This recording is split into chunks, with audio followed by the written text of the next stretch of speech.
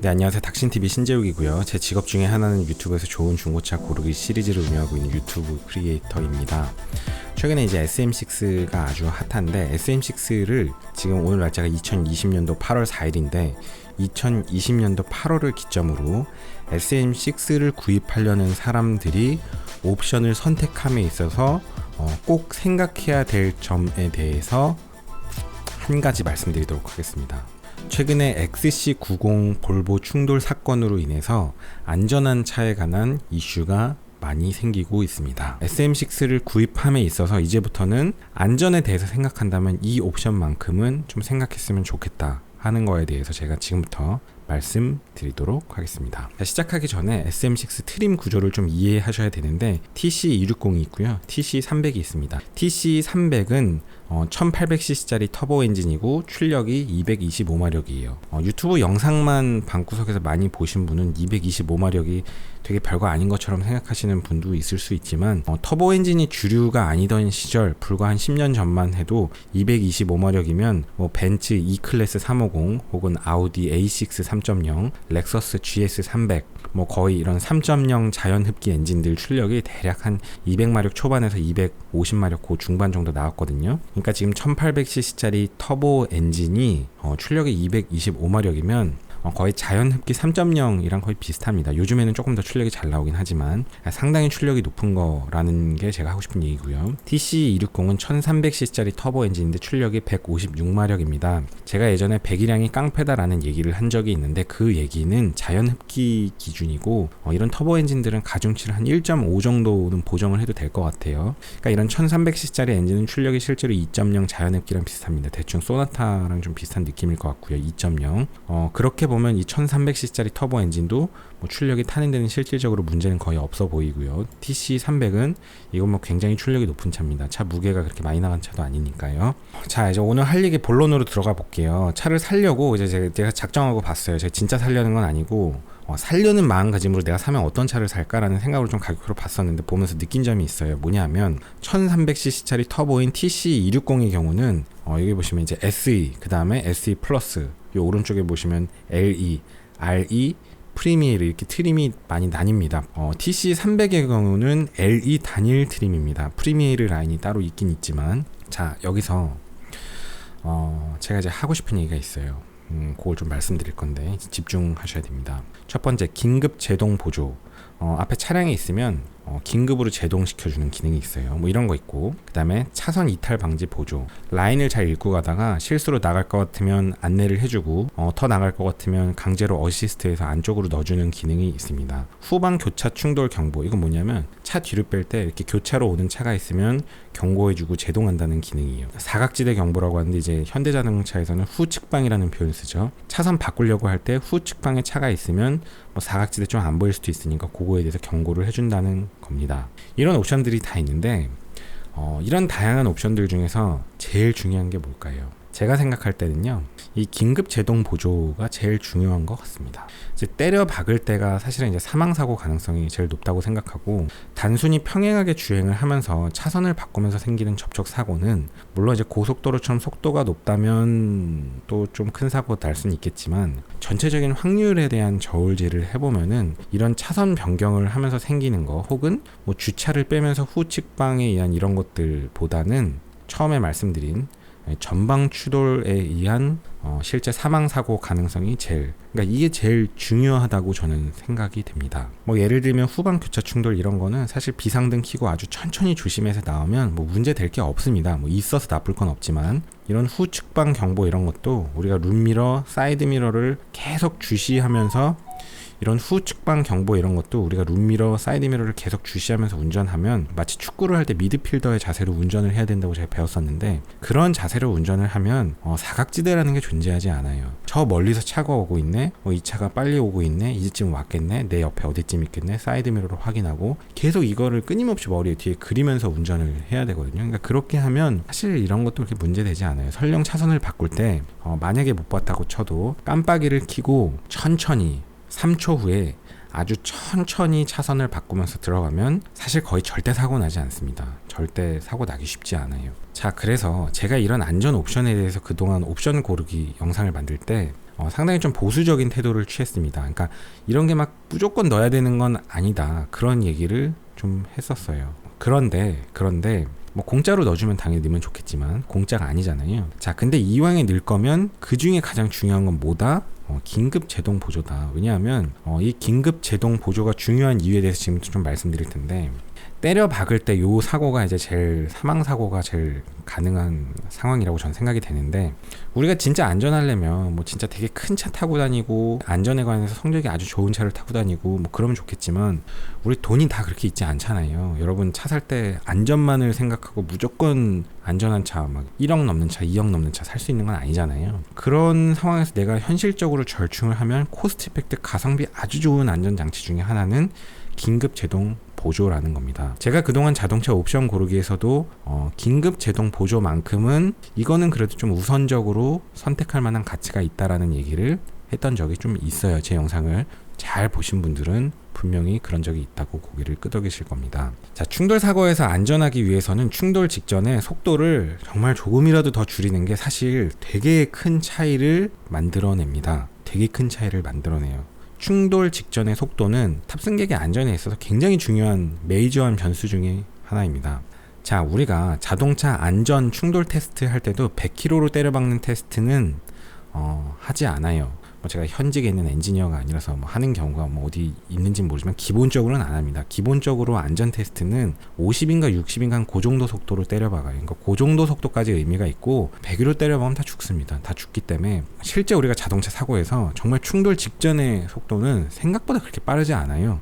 우리가 제동을 충분히 하면서 때려박기 때문에 그러니까 막 40, 30 이렇게 때려박습니다. 그 속도로 때려박아도 차가 생각보다 많이 부서져요. 생각보다 많이 부서집니다. 왜냐하면 그게 꽤 빠른 속도이기 때문이죠. 그래서 충돌 직전에 속도를 조금이라도 더 줄여주자. 이거는 되게 중요한 얘기입니다. 되게 중요한 얘기인데, 최근에 이제 볼보 XC90 사건이 아주 핫한데, 그 사건 사고를 좀 자세히 보시면 볼보 앞에 그 라지에이터가 안 부서졌거든요. 콘덴서인지 라지에이터인지 어쨌든 제 생각에는 그 사고가 충돌 직전에 속도가 그렇게 빠르진 않았을 것 같다는 생각이 들어요.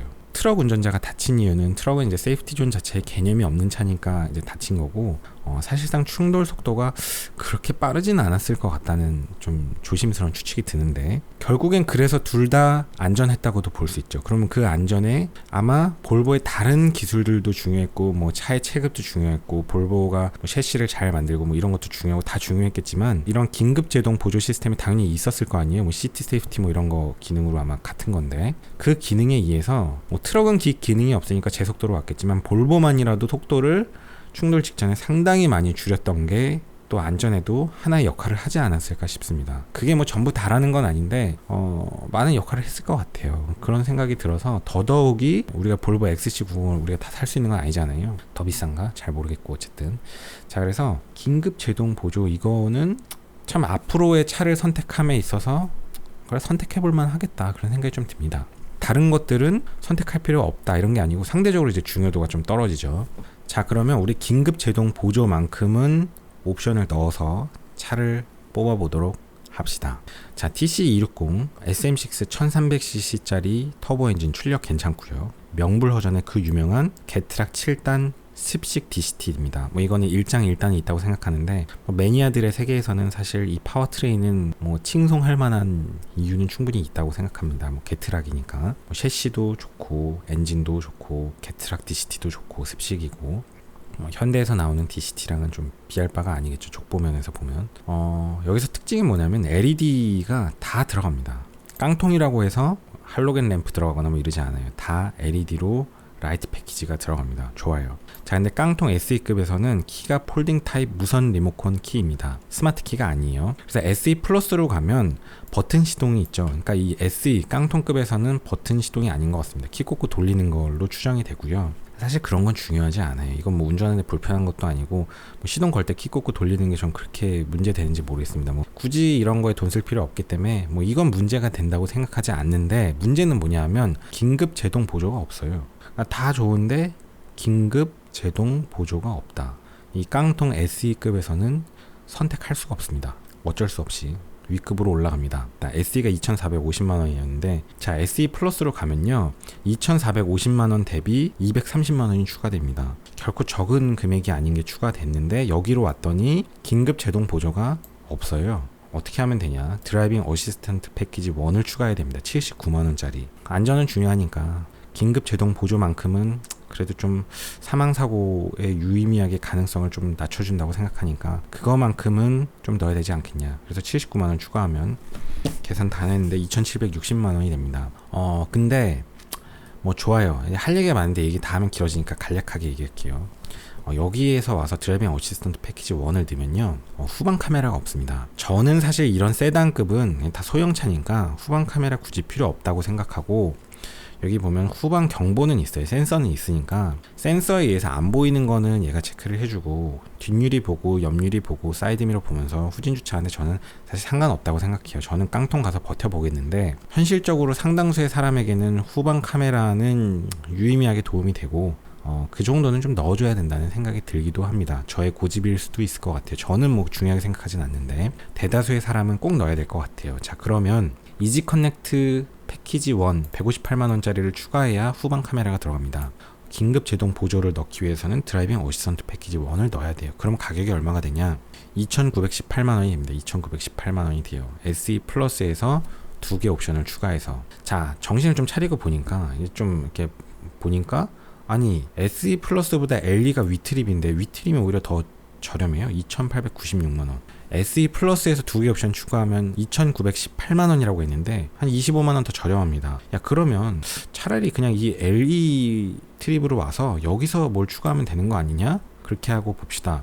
자, 이 LE 트림은 후방 카메라가 들어갑니다. 후방 카메라가 들어가고 주차 보조도 전방 후방 다 들어갑니다. 그러면 여기에는 전방 긴급 제동 보조가 있냐? 없어요.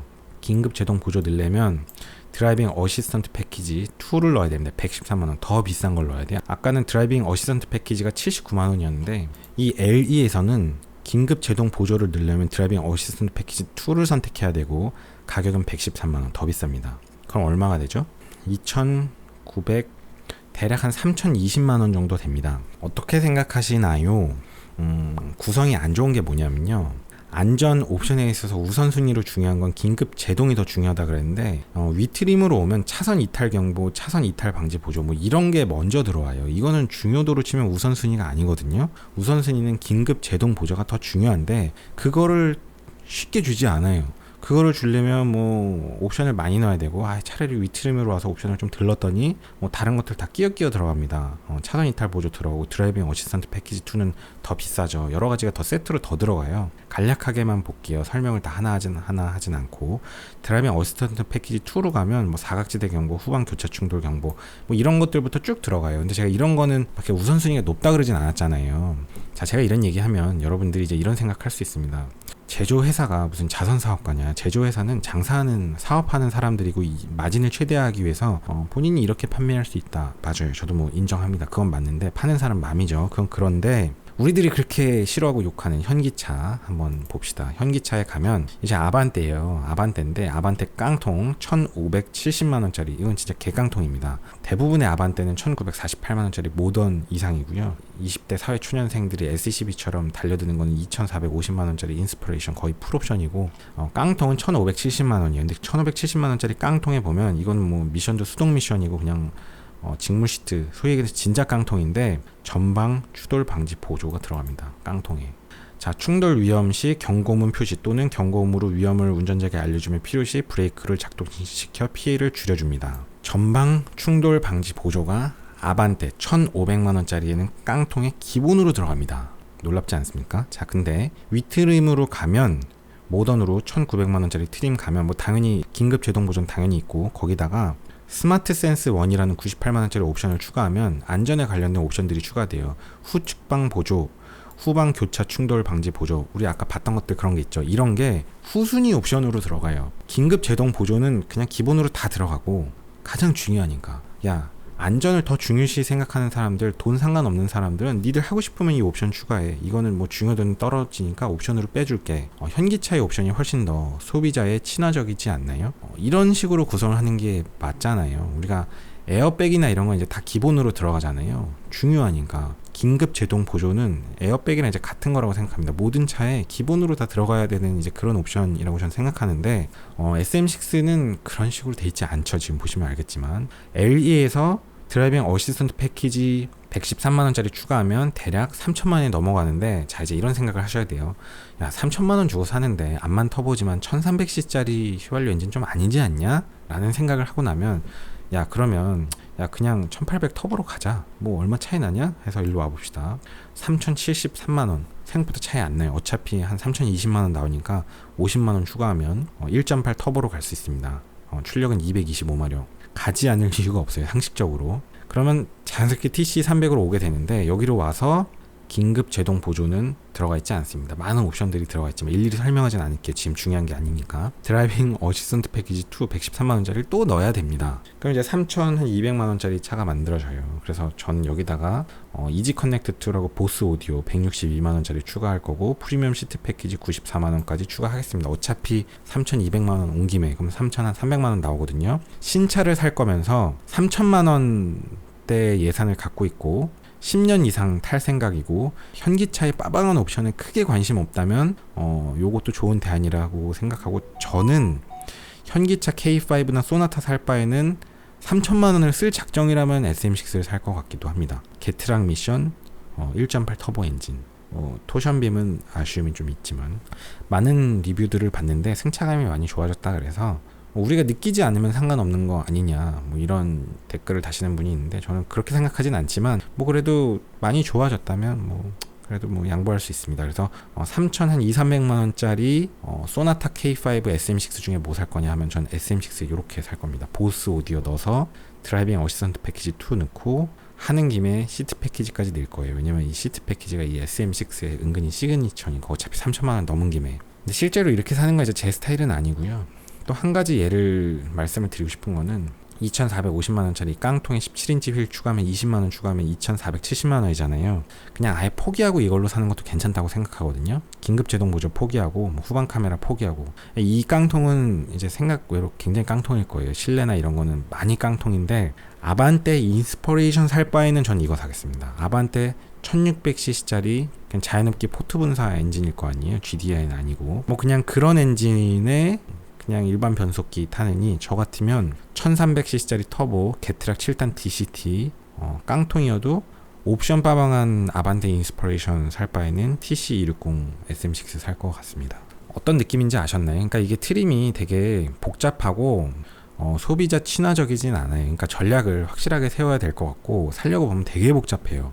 제가 설명을 안 한 것들도 많은데 되게 복잡해요. 그래서 사는 사람이 자기가 계약해놓고도 잘 모를 겁니다. 되게 복잡하거든요. 복잡한데 중요한 걸 결정해놓고 그 중요한 걸 맞춰 올라간다면 긴급 제동 보조가 중요해서 그냥 1800으로 터보로 가서 한 3,200~300만원짜리 차를 만들어서 10년 오래 탄다면 만족스럽게 탈 수 있을 것 같고, 아예 그냥 나는 아반떼 인스퍼레이션 살 거다 그러면 그거 살 바에는 그냥 무조건 저는 TC260 SE 깡통 2,450만원짜리 17인치 휠 하나 추가해서 그거 추천합니다. 개인적인 생각입니다. 최근에 이제 볼보 사고를 보면서 긴급 제동 보조, 제가 그거는 예전에도 제가 중요하다는 얘기를 하긴 했는데 저도 이제 그거는 이제부터 사는 차들은 좀 중요하지 않나 그런 생각을 더 하게 됐고, 뭐 자율주행 옵션은 저는 아직까지는 관심이 크게 없습니다. 그거는 이제 그거야말로 옵션의 영역이라고 생각해요. 아직은 조금 빠른 느낌이고 자율주행이 이렇게 완벽하지도 못하고 갈 길이 멀고, 그거보다는 긴급 제동 보조라는 이 옵션에